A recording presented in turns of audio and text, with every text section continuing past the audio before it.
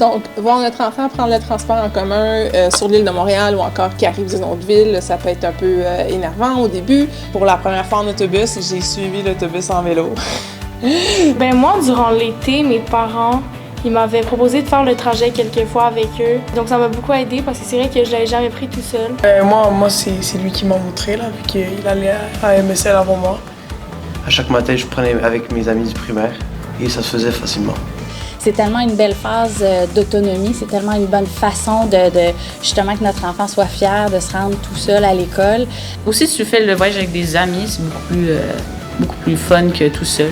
Donc ouais, je trouve que c'est quand même dur au début, mais après ça va.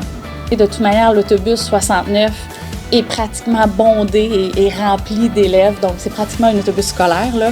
Il n'y a pas beaucoup de risques que votre enfant manque son arrêt rendu à l'école.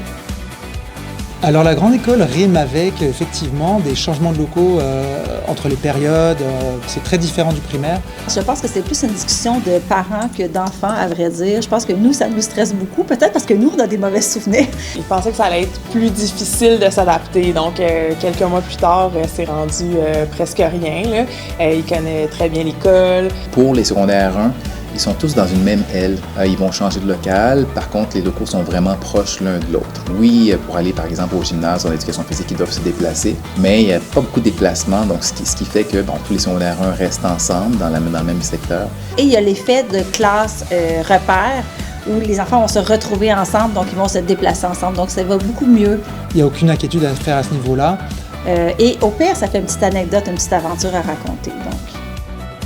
Pour aller à son casier, les horaires sont différents. Donc, le premier cycle et le deuxième cycle ne sont pas nécessairement toujours ensemble.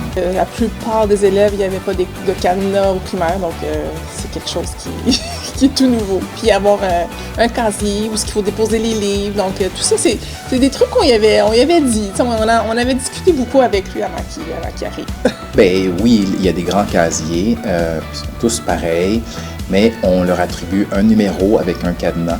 Nous, on s'est pris d'avance. Le cadenas, on savait que, parce que moi, j'avais un souvenir au secondaire que c'était un stress. Puis on a pris un cadenas à la maison, puis on lui a montré comment ça fonctionne. 9, 54, 24. C'était mon code de cadenas au secondaire, je m'en souviens encore. On a souvent le même cadenas de secondaire 1 à secondaire 5. Et je vous jure que votre enfant, après une semaine, même pas quelques jours, il va s'en souvenir. Maintenant, je pense qu'il le fait en dormant, là, fait que ça va super bien.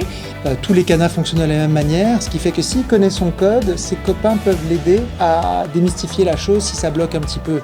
Il y a des gens dans l'école qui vont pouvoir aussi les aider. Mais le collège met un point d'honneur à offrir à votre enfant une semaine d'intégration. Donc, ils ont eu 48 heures, ça les a déstressés à réduire un peu le niveau de stress d'arriver à l'école. Là, ils arrivent à l'école, puis on ne commence pas tout de suite les cours. Là. Non, il y a une semaine d'intégration. C'est vraiment une semaine qui est dédiée à démystifier des petites choses comme ouvrir son cadenas, comme se déplacer, comprendre où sont les classes, etc. Donc c'est comme si on s'adaptait en même temps au rythme de chaque enfant en permettant aux enfants de participer à des activités, de créer des liens, de voir comment ça se passe, de se repérer dans l'école aussi, donc de reconnaître quels seront leurs locaux. Je crois que tout est en place vraiment pour que nos enfants soient moins anxieux, moins stressés pour commencer l'année.